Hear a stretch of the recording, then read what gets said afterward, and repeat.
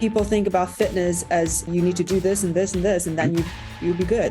When you're 18, lifting some weights and going for a run gets the job done. But when you're in your 50s, 60s, 70s, 80s, even in your 40s, if you're not training specifically for quickness, we lose fast twitch muscle fibers as we age. So if you're not training those to bring those back online, you lose that.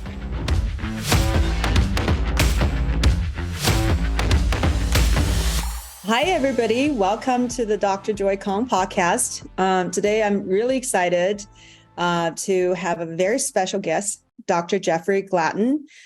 He's a pioneer in the field of longevity medicine, holistic health, and I had great fortune of first meeting his team that was based in Texas, and then now we had a chance to really, I got to find out what he does and the book he wrote, and some of the amazing things he's involved in. So I wanted to invite him to share his wisdom here, so that we all learn from this. So Dr. Gladden, thank you so much for being on the podcast with me. Oh, delighted to be here. Yeah, it's great, Joy. Thanks for the invitation. Yeah, so I want to give the audience just a little background about you. So Dr. Gladden actually began his career as an interventional cardiologist in Dallas, Texas. And he had a passion to bring cutting-edge cardiology services to people in outlying areas. To that end, he built his own heart group and eventually had 10 offices and 12 physicians servicing numerous communities in northern Texas and southeast Oklahoma. He started cardiac catheterization labs, rapid response heart attack programs, heart arrhythmia programs, and congestive heart failure programs for outlying communities and hospitals. He was also responsible for co-founding the Heart Hospital Baylor Scott and White in the northern suburbs of Dallas. In addition, he continued to be involved with several medical devices and pharma setups. So what's interesting is that Dr. Gladden, I'm sure, will go into depth about his encounter with his own mortality in his 50s, and went through a 2-year journey to crack the code on himself. This came with a new realization and new questions to drive his new consuming passion. He left his cardiology group and through the years developed Gladden Longevity, which is a clinic and research center for life, energy, health, longevity, and performance optimization. Their consuming passion is to help clients turn back the clock and lead their best lives. Now he's releasing his first book, Making 100 the New 30. So I can't wait to get into all these subjects. Dr. Gladden. So maybe I can start with the question of how were you taking care of your health when you were a cardiologist, since you were supposed to be really taking care of people and optimizing them? And so what did you do for yourself? Yeah, that's a great question. So, I was always an athlete. And I played some basketball, played some soccer. In college, I played freshman soccer. I wasn't able to continue on the soccer route in college because of the chemistry laboratories cutting into practice time. But I've always been athletic, and I enjoyed that. And even when I started medical school, I would run in the evenings. Like I would, get up, go to class, study till about 11 o'clock at night, and then finish the day by going for a run through the streets of Philadelphia. So I went to medical school at Temple, and I've always, been in good shape. But then, of course, you get to the last 2 years of medical school, there's no time for anything except, the rotations and being on call, et cetera. And then from there, you go into an internship and then residency and then fellowship. And so, I kind of followed the path that many people do, which is we end up sacrificing our health for the sake of our professions, building a family, et cetera. And so really, I had a big wake-up call in my 40s when I went out to go for a run, and I could only run 2 blocks. Right. And when I was playing soccer, of course, I could run all day. And so I had to stop after 2 blocks. And I was like, oh my gosh, this has really gotten out of control. So my first, kind of brush with my own mortality, so to speak, or my own physicality and the loss thereof was in my early 40s. So I I started riding a bike to work. I started taking the stairs. I started doing some runs. And, 3 months later, I was able to run 3 miles. I was biking 25 miles on the weekends and things like that. So I was able to get back into quote unquote shape. But the interesting thing is that when I got into my 50s, what worked in my 40s was no longer working. And this is one of the things that the audience needs to understand is that just because you know how to get in shape when you're 18 doesn't mean that's going to work when you're 40. It doesn't mean that what you did in your 40s is going to work in your 50s. And so you have to be constantly adapting to stay where you want to be. And so in my 50s, I started putting on weight. I was getting some brain fog. I would have loss of energy that was really quite dramatic, very hard to get out of bed. I had all kinds of things going on. And when I would come under a lot of stress, I would become anxious, and then I would feel myself just go over a cliff of depression, right? Like, it's not like you could talk yourself out of it. You would just be depressed. And so I went in and got checked out in my early 50s. And that's when I was told, hey, you know what? Everything checks out for your age. You're just getting older. Why don't you take an antidepressant? Mm-hmm. So that was an incredibly existential moment for me, because now, I'd gotten in shape in my 40s. Now I'm a snowboarder, a mountain biker, still running. I've got kids, we enjoy lots of activities together. And now it's like, oh my gosh, it's going to be downhill from here. And it's like, my dad died with dementia. So it was like, okay, I mean, is this the path that I'm on now? Is this what's going to happen to me? So I realized at that point that sick care, that I'd been trained in, that we were trained in, was really failing me. And so I went out and threw myself into age management, functional integrative medicine. And then 2.5 years later, I figured out, everything that was going on with me was subclinical hypothyroidism, not picked up in blood tests, only picked up with biometric testing, like a resting metabolic rate or reflex testing. I figured out that I was hormonally depleted, which I didn't know. I also figured out that genetically, I don't make certain neurotransmitters very efficiently. I don't methylate very well. And this was part of my anxiety, part of my depression. I had some very specific supplement needs that not everybody has. And then when it comes to feeling tired, the thyroid was a piece of it, but I also don't convert inactive thyroid, T4 thyroid, it's called, into active thyroid, T3, in my brain very efficiently. Mm-hmm. So until I got on T3 and T4 in combination, I didn't feel great. But when I did get on these different things, some testosterone and DHEA and T3 and T4 and the right supplements, all of a sudden it was like, holy cow, I feel great again. I feel fantastic. And I'm like, here I was 2.5 years ago looking at a pathway of decline and making peace with aging. And now I feel great. And so I can't bring myself to practice sick care anymore. I want to do this. This is too much fun to help people feel great. So anyway, that was really the stimulus for making the switch. And that's kind of how I got into it.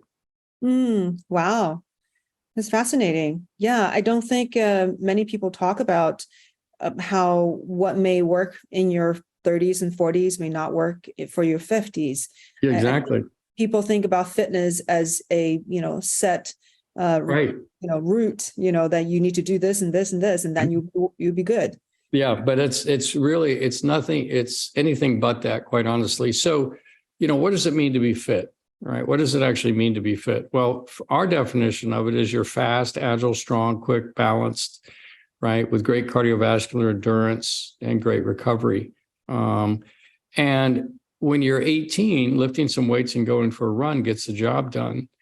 But when you're in your 50s, 60s, 70s, 80s, even in your 40s, if you're not training specifically for quickness, we lose fast twitch muscle fibers as we age. So if you're not training those to bring those back online, you lose that.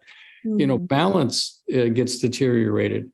And really, when you're exercising, what you're really training is your nervous system. We always think about, well, we're training our muscles, we're building our muscles. Well, guess what? The muscles are nothing without the nervous system. And, just look at a stroke patient, right? They can't move their arm at all. So it's really the nervous system that we're training, and it's neuromuscular performance. And it's this item called proprioception, where you know where you are in space, right? So that if you do fall, you don't get hurt. And you don't fall like you normally would. So if you're not doing balance training, dynamic balance training, and neuromuscular reaction time training, and all these things that your brain has the capacity to benefit from, it has enough neuroplasticity to stay young, but you've got to feed it the right stimulus to make it stay young. And again, you don't need that when you're 20, but you do need that as you get older. And if you're not in a program that's basically assessing you to understand where you are in this whole spectrum of things, and then prescribing the right exercises for you.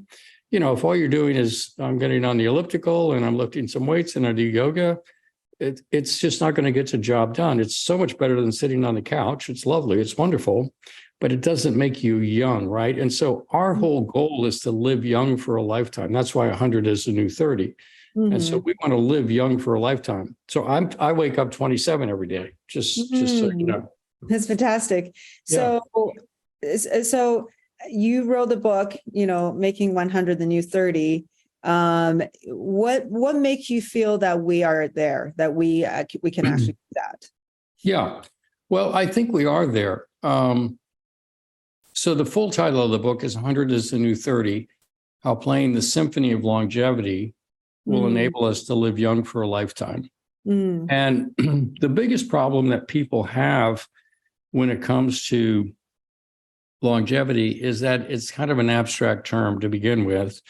Nobody really knows what it means. Like every picture you saw of somebody that's 100 or 110 years old or 120, it's kind of like, I don't know. That's not really what I'm going for, right? And so this idea of longevity, right, is kind of an abstraction. And yet we know what it is to be young, right? We all know what it is to be young. And what we value about ourselves is our youthfulness, right? How we look, how we feel, how we move, what our energy levels are, how we perform. Those are the things that we really value. And so it's like, okay, well, why don't we just live young for a lifetime? So then the question becomes, okay, well, then how do we get young? How do we know how old we are? Which is, we have many assessments for this. You're not just one biological age. That's a big misnomer. Okay, well, I had my DNA methylation age tested and it said I'm 5 years younger, so I must be good. I must be doing good. That's also a big falsehood. If you don't know all of your ages, what's your blood vessel age, your heart age, your brain age, your gut age, your thyroid age. If you don't know all those ages, your bone age, then you really don't know where to put your focus, so to speak. So really important to understand that. In our world, this living young, as opposed to just trying to get old gracefully, became really kind of the mantra. And so we have whole strategies to do that. And I think one of the biggest limitations that people have is that longevity is an abstraction, but they also don't actually understand the aging process itself. What I mean by that is that most of us don't understand the game that we're playing. I just gave a talk, and I was talking about the 26 billionaires that died in 2022. There were 26 billionaires in the world that died in 2022. And what did they die of? They died of the exact same things everybody else did: cancer, kidney disease, heart disease, metabolic disease, and there was one suicide, interestingly enough. And how much extra time do they get? They have billions of dollars, right? How much extra time do they get? Well, the suicide was 54 years old. So that skews it a little bit. But if you include the 54-year-old who died, they got 3.5 extra years for all that money. If you take them out, they probably got about 6 or 7 extra years. Okay, so you have billions of dollars, you get 6 extra years. And what's the quality of those years? Well, they're suffering from the same chronic diseases as everybody else. So what did they actually get, right? So people are playing a game of accumulation. I need to accumulate money because that's the game we're playing. That's the metric of how we measure quote unquote success. Okay, well, how good is that construct, right? How good is that construct? How valid is that construct? So here's the main thing. We also think that aging is linear, right? We think that every year it's another birthday, get a little bit older. I don't look that much different. I don't feel that much different. It's a linear process. But in actual fact, it's an exponential process. it accelerates exponentially as we go through time. For example, people age so much more between 70 and 80 than they do between 30 and 40. So much more. And data out of Stanford shows that people age between age 63 and 78 is a massive increase in age in the aging process. There's actually the first big youth actually ends at age 26, and there's a big uptick in aging leading up to age 34. So people age a lot between 26 and 34, quite honestly, which is really fascinating. And then they continue to age throughout their 40s and 50s, and there are upticks at the end of the 50s and over 60, and then it really accelerates at, like I said, at age 63. So we have this perception that it's linear, and even though we see people around us that deteriorate quickly, right, later in life, we have a very hard time imagining that that's going to be us. So we're at a disadvantage. Here's the other thing. If I were to ask you, okay, what are you going to be like 10 years from now? What are you going to be like 15 years from now? It's very, very hard. Or if I ask myself that, or the audience, ask yourself, what are you going to be like 10 or 15 years from now? It's very hard to imagine that we'll be any different than what we are. It's almost impossible, right? It's impossible. You can't, you're smiling. It's almost impossible. So we're in a game that we can't feel. We don't feel that we're going to be any different in 15 years. We're in a game that we misunderstand. We're in a game that we think the goal is to make money, but it's obviously that's not the answer. So we have all these misconceptions of the game that we're actually playing. So that's the first big hurdle, right? That's the first big hurdle, is we don't even know what game we're playing. And so we end up with all of these linear strategies to an exponential problem. So a linear strategy would be, well, I'm going to get healthy. I'm going to eat better. I'm going to get an exercise. I'm going to get a whoop. I'm getting an Aura ring. I'm going to sleep better. I'm going to learn how to meditate, cut down my stress, decrease my alcohol, get working out. And that's going to be the answer. And those are all lovely. They're all great, but it's a linear response to an exponential problem. It only works for so long. Just like the way you trained in your 30s isn't going to really be the right way to train when you're in your 50s. And so if you don't have an exponential strategy for an exponential problem, you're in trouble, right?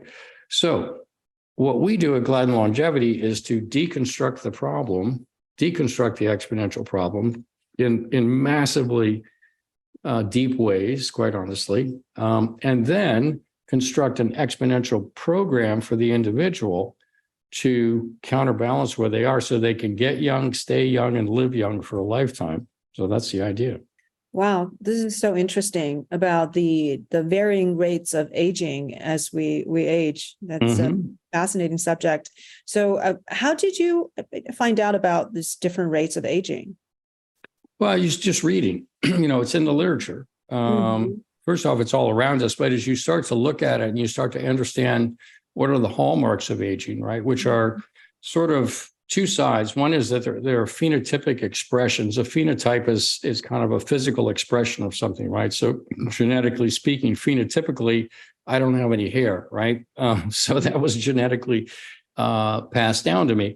So that would be a phenotypic expression. So you have a phenotypic expression of aging, right?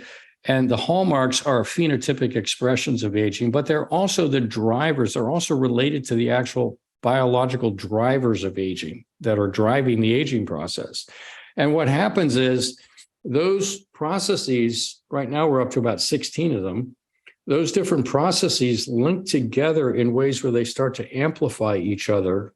So your body can tolerate some of the aging process, but as it goes along and more of it accumulates, it starts to amplify itself. And the next thing you know, it's accelerating the entire thing in this exponential way. And that's why it's an exponential process. A very dynamic process. Very dynamic process, yes. And so for the audience, you need to understand that you're in a very dynamic game. You're in an exponential game. And if you don't have an exponential strategy, then whatever you're doing will work for 4 years, 5 years, 8 years, but then it will be swept to the side as these drivers of aging, which have not been addressed by your linear strategy, continue to progress. Yeah. Well, before we go on to maybe some of the exponential strategies, I'm just curious, when I assume you test for biological age in your practice, right? Yes, many biological ages. Yeah, probably Okay. 60 of them. Yeah, everybody has at least, 60 ages, right, that we can measure directly. Huh.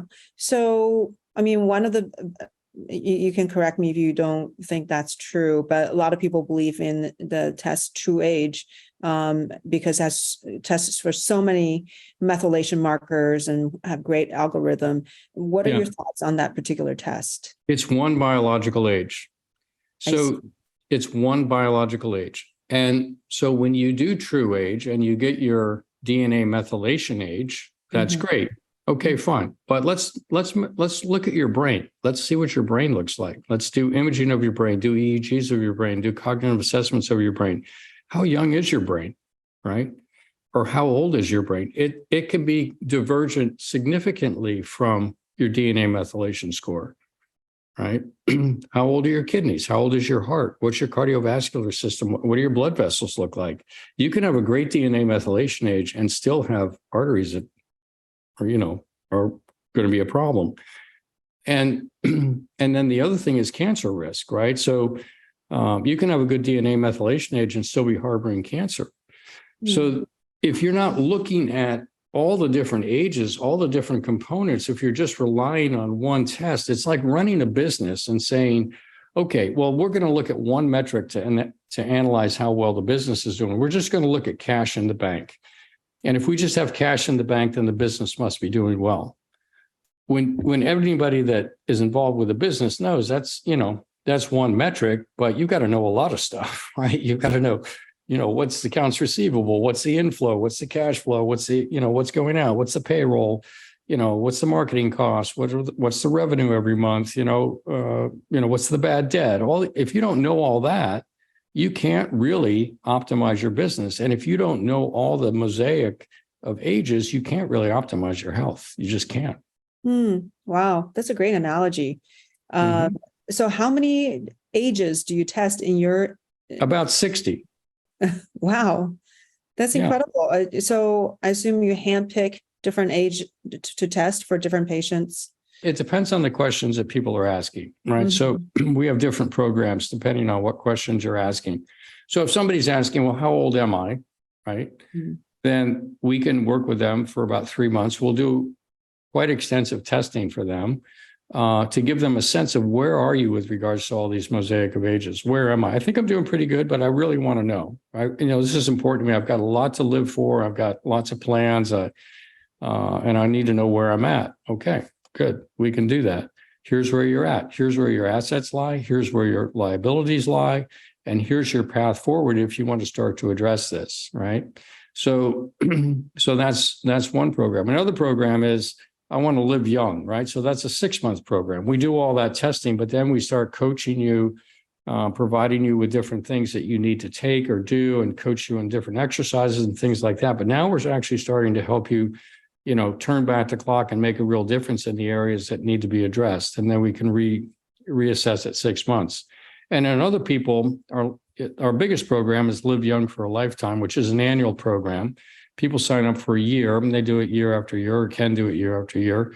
And there we're actually bringing all the technologies to bear, right? We have a lot of technologies we use that are inside of IRB approved trials to be able to do things that you just can't do otherwise that have real benefit in terms of longevity. So, we're all in on this, right? We leave no stone unturned. And I think one of the big differentiators between us and most practices is that most practices, they have a technology, they get married up to a technology. Take stem cells, for example. Stem cells are great, but it's only one technology, right? And so in our world, we have all those technologies, right? And yet we're not married to any of them. We're only married to the questions, right? How do we live young for a lifetime? How do we make 100 the new 30? And so as things come along, we're iterating constantly, looking for the next thing, the better thing, substituting things out, swapping things out. And some things, of course, are durable. Stem cells will never go away. Stem cells are beautiful. They're wonderful, right? You're going to need those, but they're not enough either. Because if you're not addressing the underlying drivers of aging, those hallmarks, right, then stem cells are just another Band-Aid, so to speak. So they can do a lot of miraculous things, but they can't solve the aging problem, right? So anyway, it becomes really kind of a comprehensive approach is what we do. And now we're doing things like transcriptomics and proteomics, where we're actually looking at how genes are expressed relative to the hallmarks of aging. And now we're actually creating custom-built peptides to go in and modulate genetic expression so that we can actually change the course of aging. So, I mean, we are all in on this, 100% all in. So this is a IRB research program that you guys yes. have using these different peptides.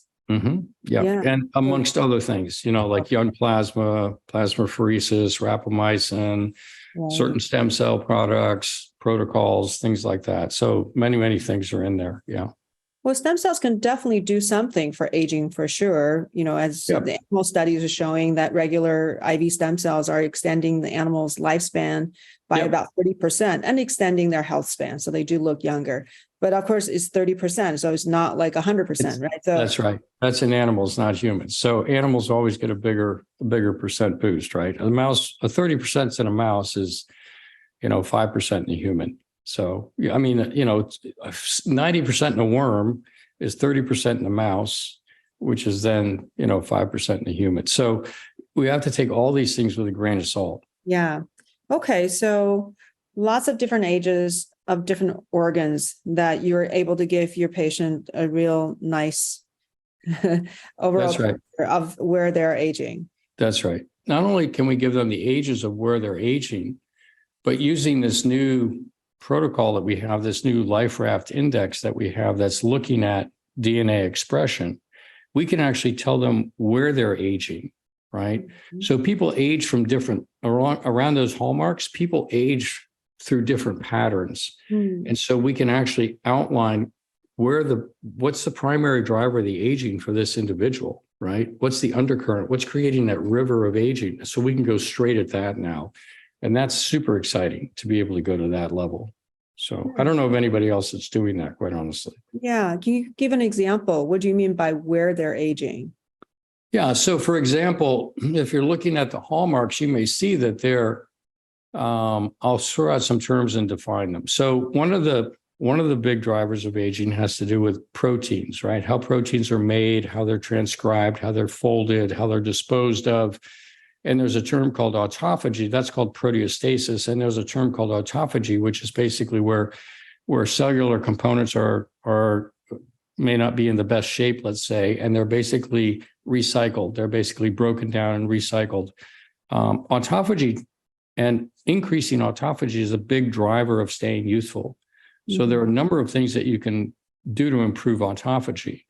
But we have ways now to measure how's the autophagy process working for that individual, rather than just saying, oh, Joy, I know autophagy is a good thing, so I'm going to give you some things for autophagy, right? Our approach is to say, okay, let's look at how your autophagy is working. And maybe it's working just great. In which case, okay, let's just give you one thing to help it, but we're not going to put tons of concentration there. As we look at other hallmarks, what we say is that, you know what? Your ability to repair your DNA is actually hampered. So we're going to actually do some things to actually increase DNA repair for you. That's actually much more important for you than us going after autophagy. And then we may find out that you're taking antioxidants, you're doing all this, but you know what? You still have significantly excess oxidative stress and inflammation, right? And so we have ways to go in and modulate the genes that are actually driving that, rather than saying, well, I'll take more handfuls of supplements, I'll take more fish oil and SPMs and molecular hydrogen and all these good things. We can actually say, okay, you're doing that, but it's not getting the job done. So let us help you go in and actually do this, right? And so it's that level of precision. That's how it works. So with these methods, have you been able to check the biological age, or all the ages? Yeah. So the studies are ongoing. Yeah, the studies are ongoing. And we're collecting data now. We have people that have all significantly turned back the clock.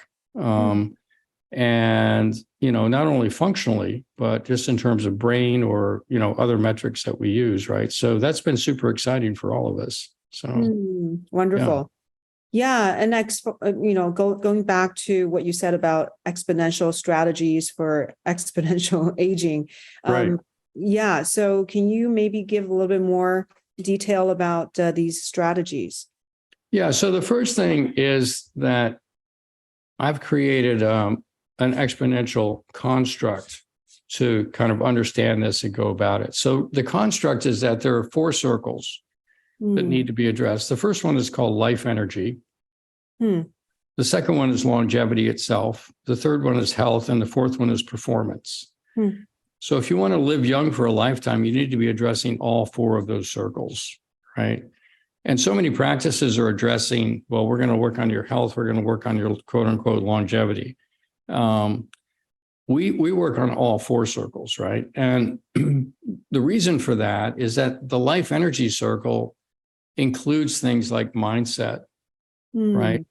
And in our world, as I mentioned, our practice is married to our questions, not our current answers. And so we find the clients that do the best have a similar mindset where they're married to the questions and not their current answers. So if they come in and say, well, I know how to eat, I know how to work out, I know how to do this, I know how to meditate. It's like, well, okay, but your testing is showing that it's not getting the job done. So are you married to your answers, or are you married to the question, how do I actually get young? And if people are married to their answers, they're really already in the backwash, quite honestly, because when you have a fixed mindset, the world is changing, the world's adapting. You know this as well as I do, right? Medicine's adapting, everything's changing. Your health is changing. The aging process is exponential. If you are not married to your questions and willing to iterate new answers as are required, you're not going to get it done, right? Mm-hmm. So that's one mindset. So the other one is having a youthful mindset, right? So many people acquiesce to the aging process by simply saying, well, for my age, I'm pretty good, or I guess I'm just getting older. I shouldn't be able to do that at my age. I was told I shouldn't do that at my age. All these, well, who made that up? Yeah. Mm-hmm. Whose construct is that, right? Who says that's right? Right. So the point is that we want to work with people that have a drive to, ask the right questions, have a youthful mindset, that sort of thing. Then there's other things like, feeling loved. A lot of people don't really feel unconditional love for themselves. They have, situations where they're constantly beating themselves up. You talk to people, oh, nobody's harder on me than me. I'm the hardest person on myself, right? It's like, okay, well, what's that all about, right? Mm-hmm. And so, because what that does is it increases stress inside the biological organism, right? And so that accelerates the aging process. And it also doesn't enable us to actually live our best lives. So, and then there's mental health issues. So many people suffer with anxiety, depression, PTSD, addictions of one variety or another, right?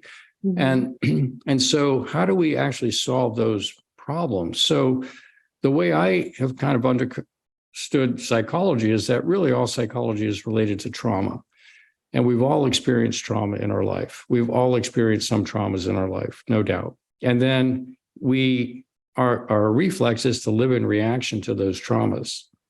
So, and then we create stories around those traumas. It's like, well, this happened to me. I couldn't do that because that's not who I am. And we create an identity out of those stories. So I always do this. I never do that. This is who I am. This blah, blah, blah. And we create this fabricated reality of who we are, right? But it's built on traumas and living in reaction to traumas. And so part of living young for a lifetime, think of it this way. It's how do I have a 300-year-old mind and a 30-year-old body, right? Mm-hmm. Where I have wisdom and enlightenment and transcendence above all these things, right? That's really the goal here. Mm-hmm. So how do we crack that code, right? How do we actually go back and heal those traumas? And then how do we transcend them to the point where we realize that actually nothing ever bad happened to us, that we're grateful for everything that ever happened. We love all the people that were involved, and we've completely transcended it. And now we, are able to go forward, right? And then there's things like wisdom and joy, and feeling safe is another massive one, right? I find that all anxiety, anger, depression, fear, even excitement is a flip side of this, but is related to not feeling safe. So when people don't feel safe, they live in reaction to not feeling safe. And that holds them back. How many people listening would say, I'm living up to my full potential, right? We've always learned, we're the ones that hold us back the most. And what's that related to? It's the way we think. It's the constructs that we live with. Well, I couldn't do that, right? I couldn't do this. I would need more of that to do this. Those are just constructs. And yet when you get to a point where you can actually give yourself safety, when you can give yourself unconditional love and you can give yourself safety from a transcendent place, all of a sudden it's like, oh, I live in a different universe now. Anything's possible. So for me, I wake up and I have 4 affirmations every morning. One is that I'm 27. I wake up 27 every day. Mm-hmm. The second one is that I'm on a path to enlightenment, that I really am working in the psycho-spiritual space to live a transcendent life to where really I'm unencumbered by past traumas. The third is that I have access to unlimited resources. So you think about it, you could say, well, if I just had another, pick your number. If I just had another $1,000, another $1 million, another $10 million, another billion, if I just had another $10 billion, I could do anything I wanted, right? I mean, pick whatever. So here's my take on it. I already have 10 billion. I have a trillion. I have unlimited resources. No, I have unlimited resources available to me. And of all the resources out there, money is actually the least important. It's the other resources that are actually more important. But I wake up with unlimited resources. So now I'm 27. I'm on a path to enlightenment and I have unlimited resources. What do we want to do today? Right? What do we want to do today? And it's really freed me up to step into much bigger activities than I otherwise would have, which is very cool. And then the fourth affirmation is that I'm a loving individual with loving relationships and, a real sense of support for people around me and support from people around me towards me. And so those are my 4 affirmations. And what it does is it enables me to live a life that's different than the life I was leading before. So if you're going to be around for a long time, is it just more of the same? I'm going to play more golf. I'm going to run another business and try to make another X number of dollars or whatever the deal is?